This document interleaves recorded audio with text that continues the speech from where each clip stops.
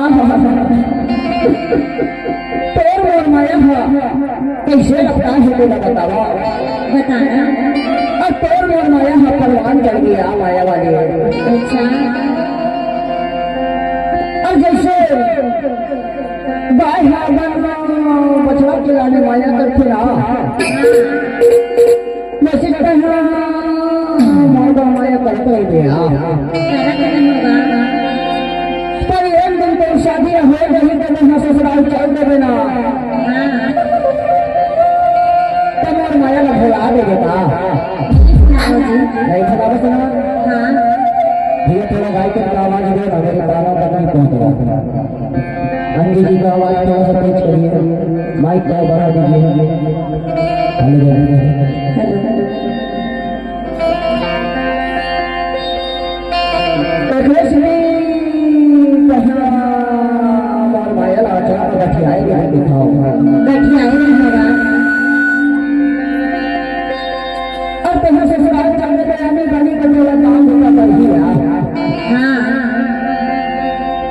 रंगाई के काम नहीं कहूँ गोबर रंगाई के काम नहीं न कहूँ खेत में जावे न कहूँ डंगरी पहाड़ बना के रहे पर जावे।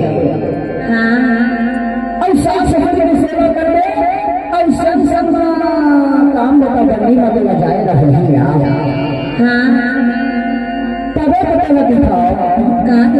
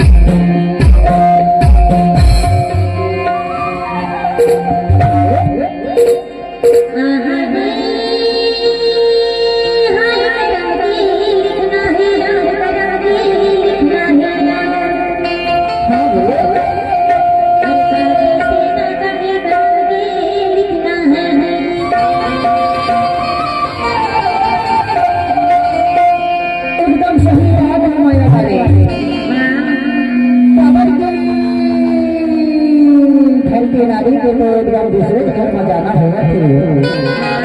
अरे काम वाली की ससुराल में जाते और दूसरे के घर में अपन जिंदगी का गुजारता है ना गुजारता है चाहे पहले मेरे सामने पर मोर माया का झगड़ा चला दे आप नहीं बुलाऊंगा नहीं बुलाऊं सुना तो जो करते ना दिखाओ ना दीजिए हाय वो तो सब है यार तो सब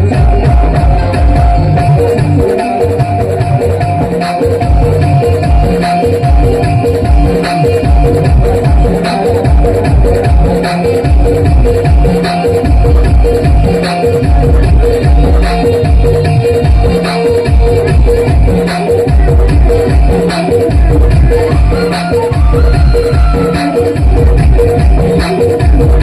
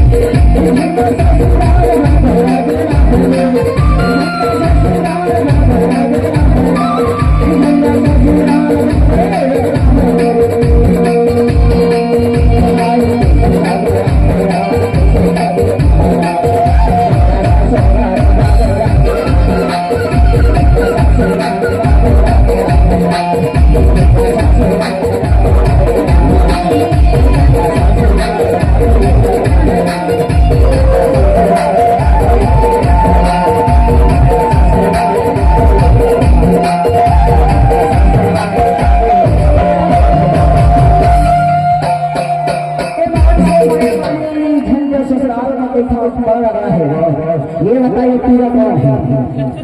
बताओ। सुखंडी